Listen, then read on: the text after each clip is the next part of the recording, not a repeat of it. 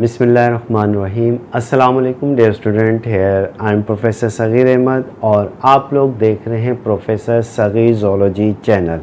तमाम स्टूडेंट को first year biology classroom में वेलकम।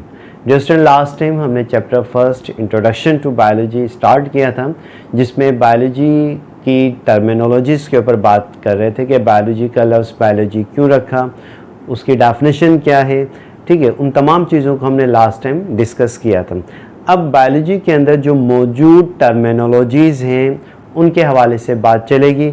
बायोलॉजी क्या है, लास्ट टाइम हमने डिस्कस किया था, study of life is called biology, discuss about life biology, thinking about life biology, और ब्रीफ डेफिनेशन हमने क्या की थी। आइए बोर्ड की तरफ चलते हैं कि the branch of science which deals with the study of life of living organism is known as biology.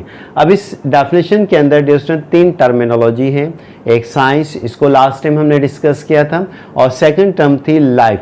वो स्टूडेंट जो आज मेरे साथ चैनल पर जुड़े हुए हैं वो प्रीवियस प्लेलिस्ट में जाकर देख लें कि जो लेक्चर निकल चुके हैं, ताकि कंटिन्यू लेक्चर चले और आपको लेक्चर आसानी से समझ में आ सके। और वो बच्चे जो आज न्यू ज्वाइन किया है वो सब्सक्राइब कर लें इस चैनल को, बेल आइकन को हिट कर लें, ताकि फर्स्ट वीडियो आप तक पहुंच सके। तो अब सेकंड जो टर्म है हमारे पास, लाइफ। लाइफ क्या है? Life has no specific definition. Life की कोई मखसूस जामिया तारीफ नहीं है।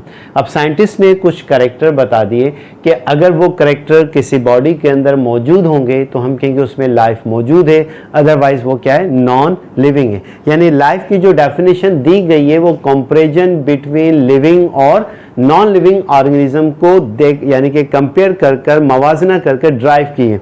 अब वो कौन से करैक्टर हैं? 10 बेसिक करैक्टर हैं।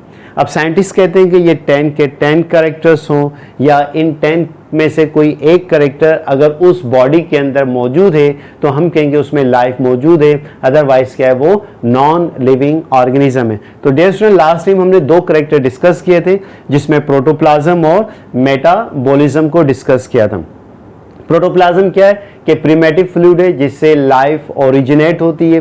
कैसे ओरिजिनेट हुई, डिटेल से हमने बात की थी प्रीवियस लेक्चर, तो प्लेलिस्ट में जाकर आप वहाँ से देख सकते हैं। मेटाबॉलिज्म की बात हुई कि डिफरेंट बॉडी के अंदर केमिकल रिएक्शंस हो रहे हैं, जिनको मजबूरी तौर पर आप क्या कहते हैं, मेटाबॉलिज्म कहते हैं। कभी कोई सब्सटेंस ब्रेक डाउन हो रहा है उसे कैटाबॉलिज्म कह दिया, कोई चीज़ फॉर्म हो रही है उसे एनाबॉलिज्म, ओवरऑल क्या कहलाता है, मेटाबॉलिज्म कहलाता है। तो अगर ये करेक्टर होंगे तो हम कहेंगे उसमें लाइफ मौजूद है। तो डियर स्टूडेंट, आज हम लाइफ का थर्ड करेक्टर डिस्कस करेंगे, जिसका नाम क्या है, न्यूट्रिशन। तो आइए न्यूट्रिशन को डिस्कस करते हैं कि what do mean by nutrition. पहले डेफिनेशन लिख लेते हैं, उसके बाद थोड़ा सा न्यूट्रिशन के हवाले से डिस्कस कर लेंगे। What do mean by nutrition, life का important character.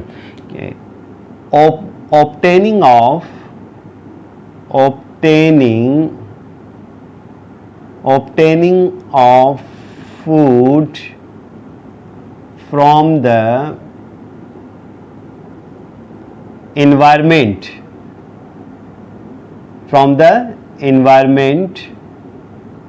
by any source is known as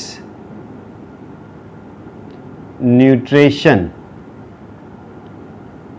बहुत सिंपल सी डेफिनेशन है कि माहौल से ग़िज़ा हासिल करने का अमल, किसी भी तरीके से माहौल से ग़िज़ा हासिल की जाए तो उस प्रोसेस का नाम क्या रख दिया, न्यूट्रिशन।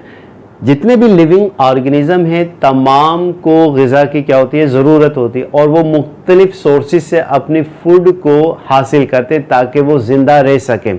ठीक है, तो माहौल से ग़िज़ा हासिल करने का अमल न्यूट्रिशन, जबकि नॉन लिविंग को न्यूट्रिशन की ज़रूरत नहीं होती।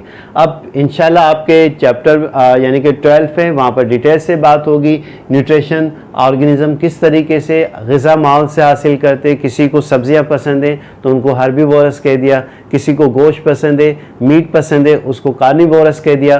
किसी को दोनों चीज़ें पसंद है, उनको ओमनीवोरस कह दिया, जिसमें बेस्ट एग्जांपल हम खुद हैं कि प्लांट से भी फूड हासिल करते हैं और मीट से भी ग़िज़ा हासिल करते हैं। कोई मट्टी खाता है, मट्टी में मौजूद जो डेट्राइटस होते हैं उनको डेट्राइटिवोरस कह दिया। किसी को जैसे अर्थमा में किसी को फल पसंद है, उनको फ्रूगिवोरस कह दिया, जैसे साइटाक्यूला यानी पैरट की बात चल रही है। तो कोई होस्ट बॉडी से अपनी ग़िज़ा हासिल कर रहे हैं, उनको पैरासाइट कह दिया। तो मुख्तलिफ ऑर्गेनिज्म माहौल से मुख्तलिफ तरीक़ों से ग़िज़ा हासिल करते हैं और ग़िज़ा हासिल करने का प्रोसेस क्या कहलाता है? न्यूट्रिशन।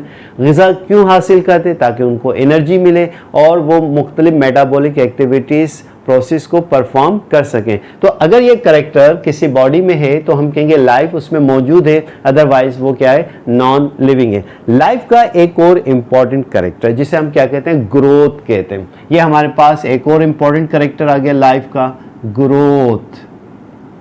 पहले इसकी डेफिनेशन डिस्कस कर लेते हैं, फिर उसके बाद इसको थोड़ा सा एक्सप्लेन भी कर देंगे। ग्रोथ बेसिकली है क्या? increasing in the number of cell and size of the body.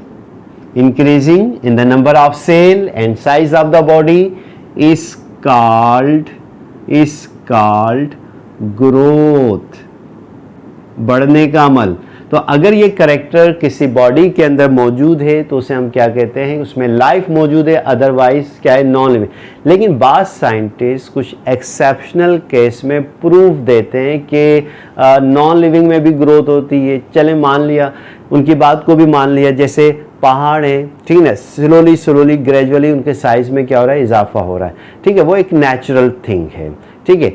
और लीनियर एक्सपेंशन है, उसमें भी कुछ इंक्रीजमेंट आती। इसके अलावा यूजुअली नॉन लिविंग में किसी भी किस्म की ग्रोथ मौजूद नहीं होती। ये करेक्टर यूजुअली क्या है? लिविंग बॉडी का है कि जब मेटाबॉलिज्म होता है, न्यूट्रिशन होती है, एनर्जी मिलती है, तो सेल अपनी तादाद में इजाफा करने की सलाहियत रखते हैं। तो वो कंटिन्यूसली अपने यानी कि डिवाइड होने के बाद जाहिर सी बात है जब वो डिवाइड होंगे तो नंबर ऑफ सेल में इजाफा होगा। जब नंबर ऑफ सेल में इजाफा होगा तो बॉडी साइज में भी इजाफा होगा। तो इस फिनोमिनन का नाम क्या रख दिया? ग्रोथ। तो अगर ये करेक्टर किसी बॉडी के अंदर है तो हम कहेंगे उसमें ग्रोथ मौजूद है, अदरवाइज क्या है? वो नॉन लिविंग है। लाइफ का एक और इम्पॉर्टेंट करेक्टर इरिटेबिलिटी, हसासियत, महसूस होने की सलाहियत। आइए इसकी डेफिनेशन डिस्कस कर लेते हैं, उसके बाद हम इसको डिटेल से बात करते हैं। Irritability, what do mean bye irritability? बहुत सिंपल सी डेफिनेशन है। Irritability response of body against stimuli is called irritability।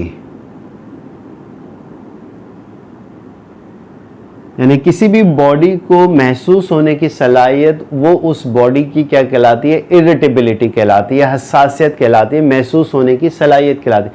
जबकि नॉन लिविंग में ये करेक्टर मौजूद नहीं होता।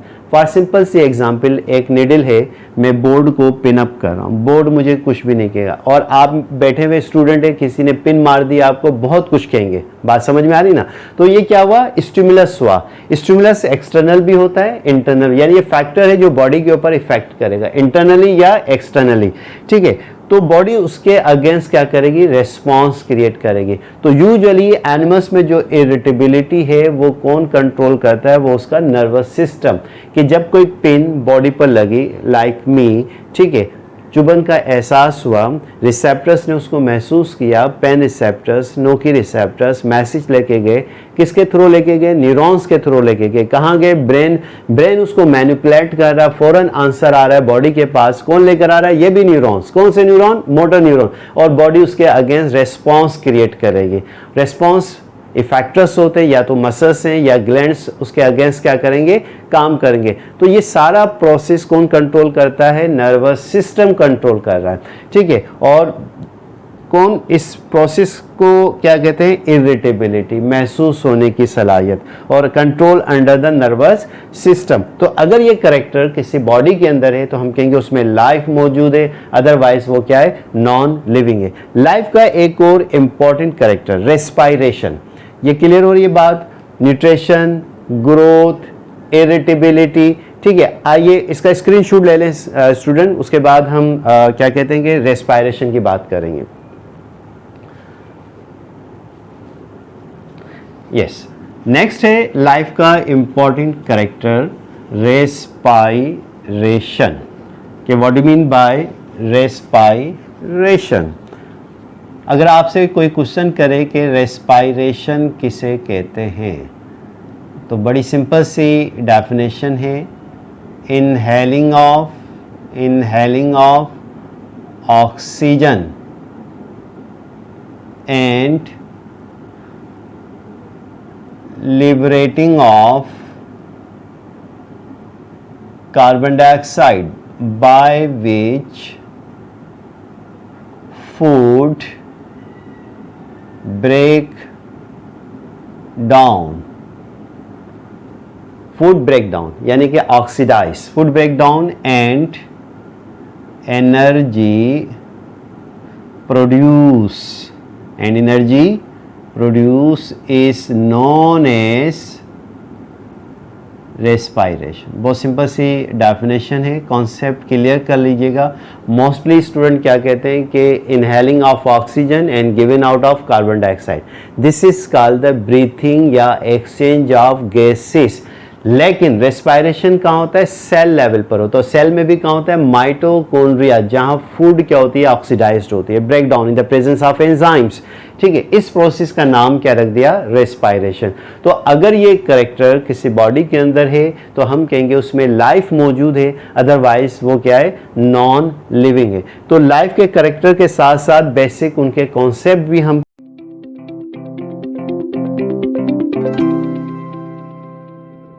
क्लियर करते हुए चले जा रहे हैं। तो डियर स्टूडेंट, नेक्स्ट जो लाइफ का इंपॉर्टेंट कैरेक्टर है वो हमारे पास क्या है, रिप्रोडक्शन है। तो आइए रिप्रोडक्शन को डिस्कस करते हैं। What do mean by reproduction. Reproduction combination of two Greek words, first is re and second production. Re mean again, दोबारा, and production mean to form या प्रोड्यूस, दोबारा बनना, दोबारा फॉर्म होना। इस प्रोसेस का नाम क्या रख दिया, रिप्रोडक्शन। यानी कि डेफिनेशन सिंपल सी है, formation of new organisms by their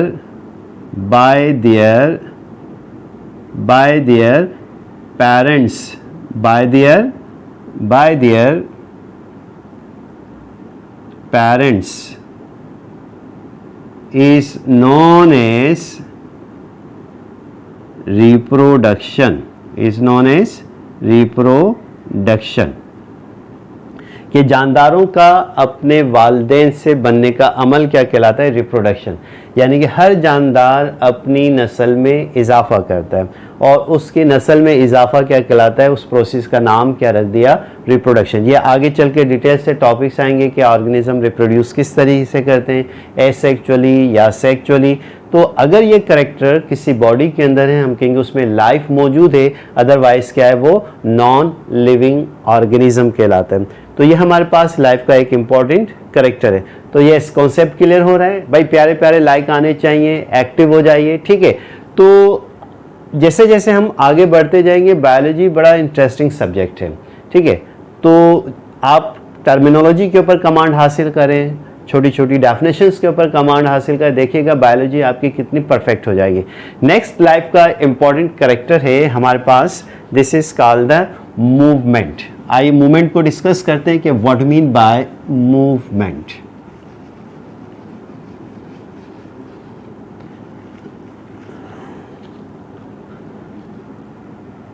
movement movement. पहले डेफिनेशन लिख लेते हैं स्टूडेंट, उसके बाद इसको डिस्कस करते हैं। मूवमेंट क्या है? It is process in which the body of organisms cannot shift it from one place to an other place is known as movement, is known as movement. यानी कि एक ऐसा प्रोसेस जिसमें किसी भी बॉडी, जो बॉडी है वो एक जगह से दूसरी जगह शिफ्ट ना करे, इस प्रोसेस का नाम क्या रख दिया? मूवमेंट। और यूजुअली मूवमेंट का वर्ड प्लांट्स के लिए क्या करते हैं? इस्तेमाल करते हैं कि body can not shifted from one place to another place. आपने देख ये भी ऑब्जर्व किया, ऐसा नहीं कि दरख्त आपके करीब से मूव करता हुआ जाए, बट यानी कि मूव कर रहा है, उसकी पूरी बॉडी शिफ्ट नहीं कर रही, ये ज़हन में रखिएगा। उसकी रूट्स जो हैं searching for the water minerals grow towards the soil and stem grow towards the light for the photosynthesis and anchor the plant.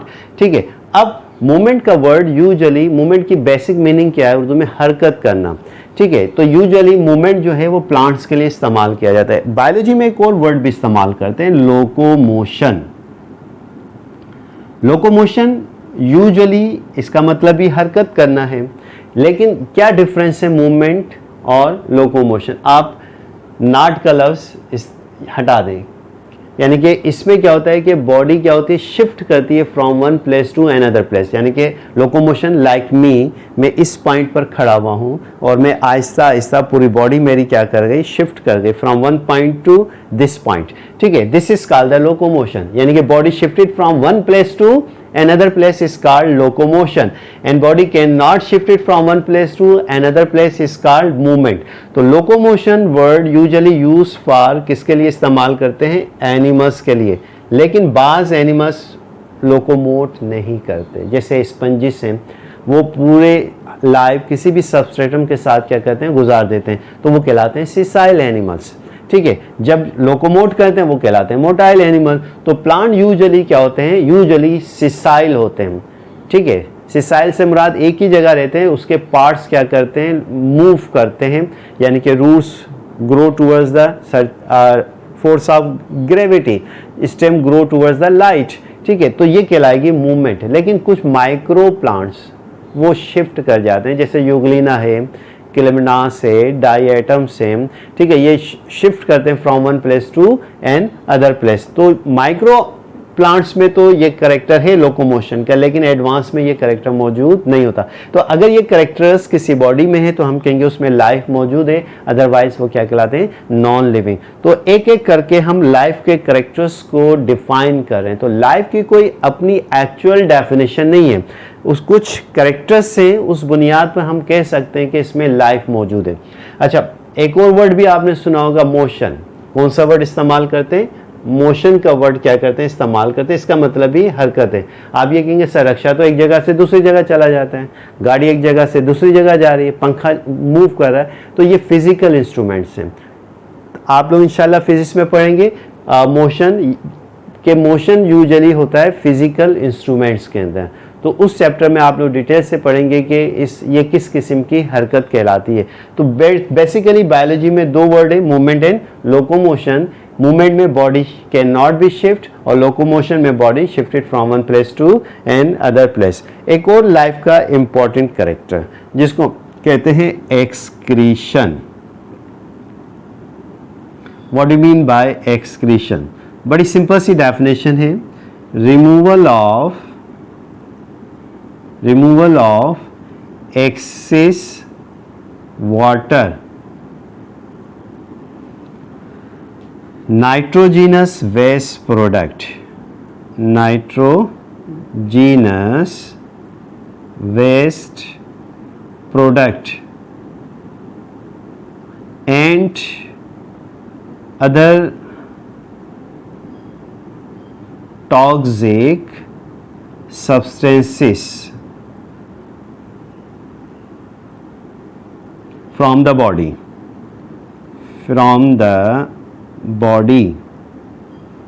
is called excretion. बड़ा इंपॉर्टेंट लाइफ का करेक्टर है एक्सक्रीशन. अगर ये करेक्टर होगा तो हम कहेंगे उसमें लाइफ मौजूद है, अदरवाइज वो बॉडी क्या है, नॉन लिविंग है. अब इसमें होता क्या है कि इसमें बॉडी से एक्सेस वाटर अगर है तो उसका निकल जाना. लेकिन सबसे ख़ास बात नाइट्रोजीनस वेस्ट प्रोडक्ट जो कि हाईली टॉक्सिक केमिकल सब्सटेंस होते हैं जो कि प्रोटीन के ब्रेकडाउन से होते हैं. अब प्रोटीन क्या है, मीट है, ठीक है, बेसन है, चने हैं, दालें हैं, ये प्रोटीन है. इनके ब्रेकडाउन से ये जब ये मेटाबोलाइज होते हैं बॉडी में तो नाइट्रोजीनस वेस्ट प्रोडक्ट फॉर्म होते हैं डिफरेंट एनिमल्स की बॉडी के अंदर by the different chemical process. किसी में अमोनिया रिलीज हो रहा है, किसी में यूरिया रिलीज हो रहा है, किसी में यूरिक एसिड, किसी में केरेटिनाइन, किसी में हाइपोजेंथिन, सो एंड सो. तो इन नाइट्रोजीनस वेस्ट प्रोडक्ट का जिस्म से निकलना क्या कहलाता है, एक्सक्रीशन कहलाता है. अगर ये बॉडी में अक्यूमुलेट होंगे तो उस बॉडी की क्या हो जाएगी, डेथ वाकया हो जाएगी. तो ये हमारे पास था लाइफ का इंपॉर्टेंट करेक्टर. तो ये करेक्टर है तो हम कहेंगे उसमें लाइफ मौजूद है.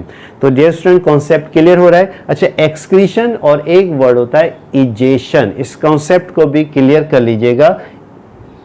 Egestion, what do mean bye egestion?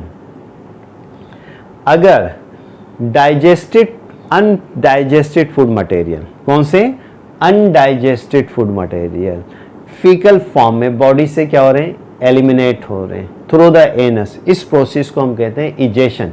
जबकि एक्सक्रीशन में यूजुअली कौन से बाई प्रोडक्ट रिलीज होते हैं, नाइट्रोजीनस वेस्ट प्रोडक्ट. तो ये थोड़ा सा डिफरेंस है. एक्सक्रीशन का ताल्लुक यूजुअली हायर एनिमल्स में किडनी से होता है और इजेशन का ताल्लुक यूजुअली डाइजेस्टिव सिस्टम से होता है. तो अगर ये करेक्टर किसी बॉडी में हम कहेंगे life is present that body, otherwise non living thing. तो स्क्रीनशॉट ले लीजिएगा स्टूडेंट. यस, लास्ट करेक्टर है हमारे पास, last important character, that is called circulation. अगर हम सर्कुलेशन की बात करें, ये हमारे पास क्या है, circulation. Circulation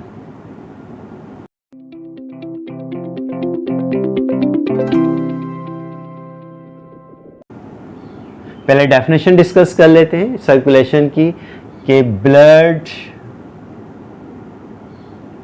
prepare food material, water, minerals and other substances circulate in the body of living organism is called circulation. is called circulation. क्या मतलब कि blood prepare food material, water, minerals और मुख्तलिफ सब्सटेंस जो बॉडी में circulate करते हैं, उस प्रोसेस का नाम क्या रख दिया, सर्कुलेशन रख दिया. अगर ये करेक्टर किसी बॉडी के अंदर मौजूद है तो हम कहेंगे उसमें लाइफ क्या है, मौजूद है, अदरवाइज वो क्या है, नॉन लिविंग. अब सर्कुलेशन के हवाले से अगर हम एनिमल्स की बात करें, किसकी बात करें, एनिमल्स की बात करें, तो एनिमल्स में सर्कुलेशन के लिए एक ख़ास सिस्टम पाया जाता है जिसे आप क्या कहते हैं, सर्कुलेटरी सिस्टम. Circulatory system. अब इस सर्कुलेटरी सिस्टम में हार्ट है, ब्लड वेसल्स हैं और ब्लड क्या करता है, सर्कुलेट करता है. फिर सर्कुलेटरी सिस्टम की टाइप से ये आगे चल के डिटेल से बात करेंगे. अगर हम प्लांट्स की बात करें तो प्लांट्स में सर्कुलेशन के लिए दो प्रोसेस होते हैं. एक कहलाता है असेंट ऑफ सेप. इसमें क्या सर्कुलेट करता है, इसमें वाटर और मिनरल्स क्या करते हैं, सर्कुलेट करते हैं। जबकि दूसरा जो प्रोसेस है उसको हम कहते हैं ट्रांसलूकेशन। ये तमाम बातें चैप्टर 14 में डिटेल से बात होगी। और इसमें क्या सर्कुलेट करता है, प्रीपेयर फूड। तो प्लांट में सर्कुलेशन के दो पाथवे हैं।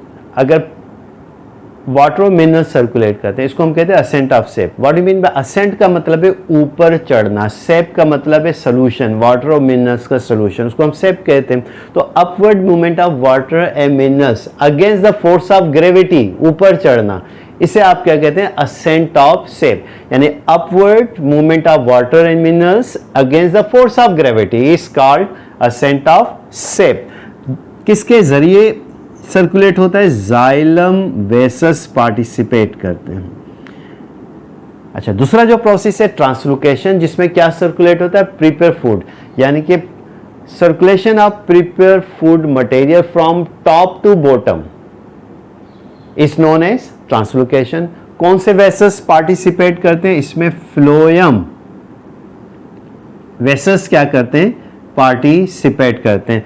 और फूड कहाँ प्रिपेयर होती है, टॉप टू बॉटम से मुराद लीव्स में, लीव्स से ऊपर फोटोसिंथेसिस, जिसके फ्लोएम के जरिए फूड को नीचे पहुंचा दे। तो अगर ये करेक्टर किसी बॉडी में है यानी कि सर्कुलेशन का, तो हम कहेंगे उसमें लाइफ मौजूद है, अदरवाइज नॉन लिविंग थिंग। तो डियर स्टूडेंट, ये हमारे पास लाइफ के जनरल करेक्टरिस्टिक्स थे। तो साइंटिस्ट कहते हैं कि 10 के 10 ये करेक्टर, या इन 10 में से कोई एक करेक्टर किसी बॉडी में होगा तो हम कहेंगे उसमें लाइफ मौजूद है, अदरवाइज वो क्या होगा, नॉन लिविंग थिंग। तो देखिए कैसी लाइफ है स्टूडेंट, ठीक ना। वैसे भी लाइफ बड़ी मुश्किल है, डिफाइन नहीं कर सकते, तो डिफाइन करने की हमने उसको कोशिश की है। तो कॉन्सेप्ट क्लियर हो गया होगा। प्यारे प्यारे लाइक थम्स अप आना चाहिए, ठीक है ना। और वो स्टूडेंट जिन्होंने आज ज्वाइन किया है, चैनल को सब्सक्राइब कर लें, बेल आइकन को हिट कर लें, ताकि फर्स्ट वीडियो आप तक पहुंच सकें। इससे पहले 2 लेक्चर्स हो चुके हैं, प्लेलिस्ट में जाकर उन लेक्चर्स को देख लीजिएगा, ताकि आप चैनल के साथ यानी कि जुड़ जाएं और एंड तक इस चैनल के साथ जुड़े रहें, ताकि आपकी बायोलॉजी अच्छी से अच्छी हो सके। क्योंकि आपके सर प्रोफेसर सगीर अहमद आपके साथ हैं। जो भी प्रॉब्लम हो कमेंट सेक्शन में लिख दें, उस प्रॉब्लम को इंशाल्लाह सॉल्व कर दिया जाएगा, ठीक है। तो अब ये हमारे पास था, देखिए अगेन हम टॉपिक के पास आते हैं, the branch of science which is with the study of life. और थर्ड टर्मिनोलॉजी है living organism. What do mean by living organism. तो डियर स्टूडेंट, लिविंग ऑर्गेनिज्म किसे कहते हैं, तो थर्ड टर्मिनोलॉजी है हमारे पास लिविंग ऑर्गेनिजम्स। तो आइए उसको डिफाइन करते हैं, लिविंग ऑर्गेनिजम्स को। Living organisms